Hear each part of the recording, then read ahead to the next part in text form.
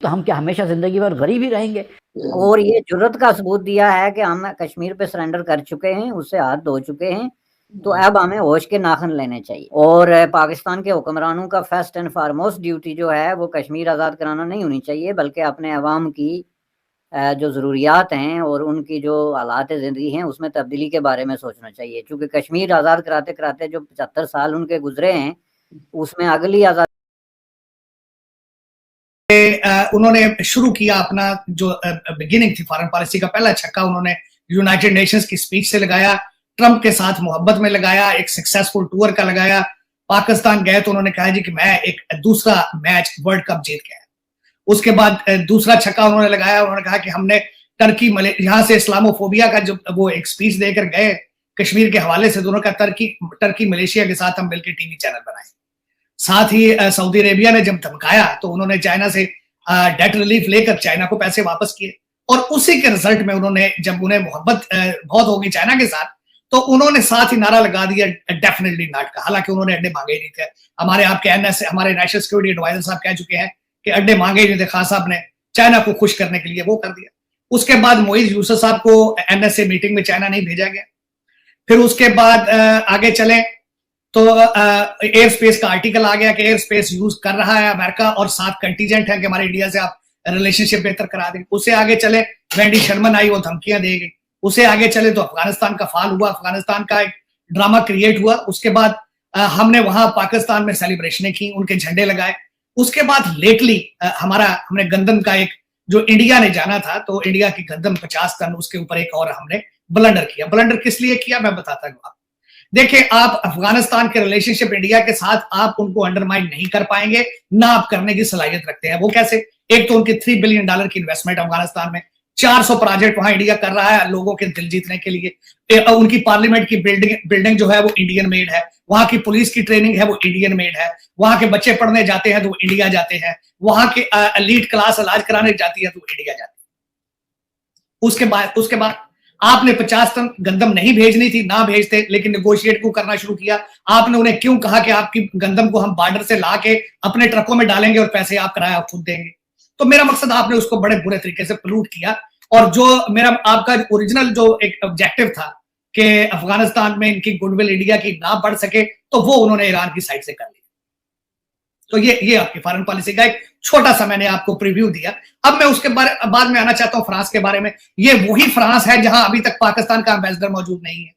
ये वही फ्रांस है जहां तहरीक लब्बैक पाकिस्तान के लिए आप अभी तक फ्रेंच जो है वो आपसे डर रहे हैं, और ये वही फ्रांस है जिसके पास यूरोपियन यूनियन की प्रेसिडेंसी है।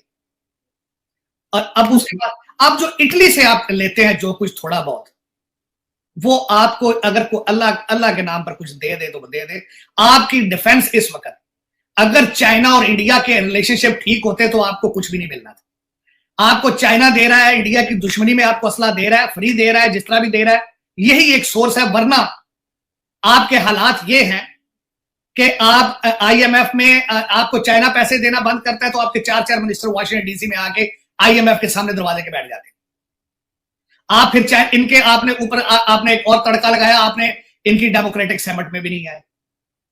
उसके बाद मेरा मकसद, आपके हालात, आपका सी पैक बंद पड़ा है। अगले महीने इमरान खान साहब उसको मिन्नत करने जा रहे हैं चाइना में कि हमारे साथ कुछ करें। तो इन हालात में जब पाकिस्तान से अल अमान की आवाजें उठ रही हैं, आप सलाहियत रखते हैं कि आप असला खरीदें? अगर इटली और फ्रांस आपको बेचना चाहते भी हो तो आप यहां पे, मेरा मकसद आपकी, मैंने हमेशा कही थी पाकिस्तान की फॉरेन, अब उसमें मैं सपोर्टिंग आर्गुमेंट दूंगा आपकी। मैंने हमेशा ये कहा है कि आपकी हर policy, not only foreign policy, आपकी इकोनॉमिक पॉलिसी और हर चीज डॉलर बेस रही है। आपकी इशराफिया को डॉलर चाहिए अपने बच्चों को वेस्ट में पढ़ाने के लिए, उनकी प्रॉपर्टियां बनाने के लिए। आईएमएफ का 22वां प्रोग्राम है, 21 प्रोग्रामों में आपने क्या कर लिया पाकिस्तान में? आपका अभी जो हमारे जो रियासत मदीना के ठेकेदार जो कॉन्ट्रैक्टर हैं, इनकी कैबिनेट का एक बंदा अगले दिन फ्रांस में आया, उसने कहा मुझे माइग्रेन हुई है तो मैं फ्रांस में डॉक्टर से मिलने आया। आपने 22 आईएमएफ के प्रोग्रामों में एक ऐसा हॉस्पिटल इस्लामाबाद में नहीं बनाया जहां आपके वजीर अपना इलाज करा सके। तो अगर आपके ये हालात हैं इंटरनल, आप, अच्छा, मैं उसमें जो आखिरी उसमें क्लोजिंग आर्गुमेंट में ये कहूंगा कि मैं ये कहता था कि आपकी हर पॉलिसी डॉलर बेस है। अगले दिन मोईज यूसुफ साहब ने आके उसको सर्टिफाई कर दिया। उन्होंने कहा है कि जब आप लोगों से, आप दुनिया से कर्जे लेंगे तो आपकी फॉरेन पॉलिसी पे उनका इंफ्लुएंस होगा। बिल्कुल सही कहा उन्होंने, नेचुरल है, ऑब्वियस है ये कि जब आप IMF से के सामने 1 बिलियन के लिए आप सरनगू होके बैठे हैं तो आपका स्टेट बैंक जाहिर है वो ही चलाएंगे। आपके शौकत तरीन साहब की डेफिनेशन देख लें, आप अपने गवर्नर स्टेट बैंक की डेफिनेशन देख लें, आपकी दूसरी सारी पॉलिसीज देख लें, तो वही इन्फ्लुएंस होगा जहां से पैसे आएंगे।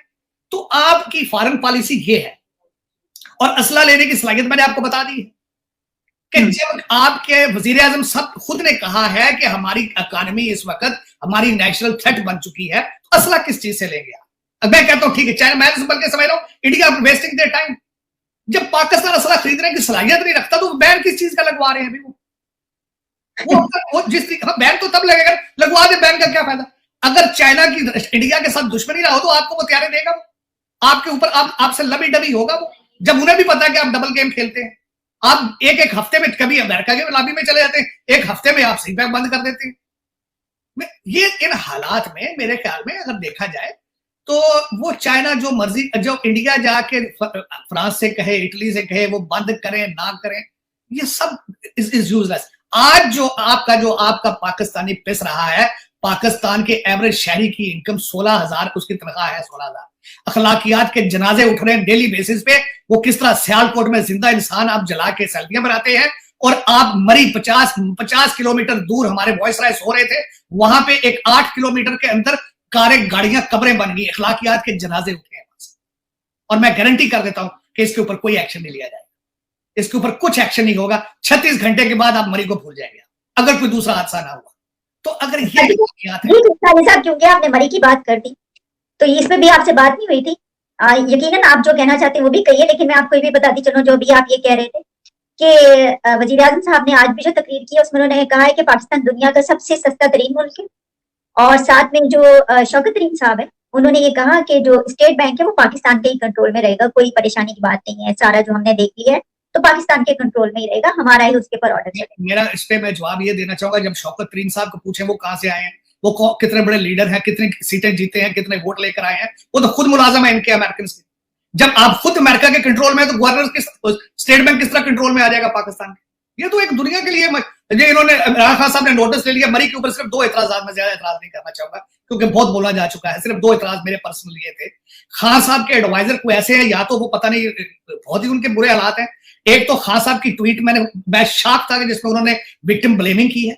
उन्होंने कहा कि लोग वहां पे गए क्यों हैं, जिंदा इंसान जला दिया जाए सियालकोट में, कहते हैं सोसाइटी का प्रॉब्लम है। और उसी तरीके से खान साहब ने कह दिया कि बंदे लोग वहां गए क्यों थे। इतना भी नहीं इनको पता कि जब लोग शाक में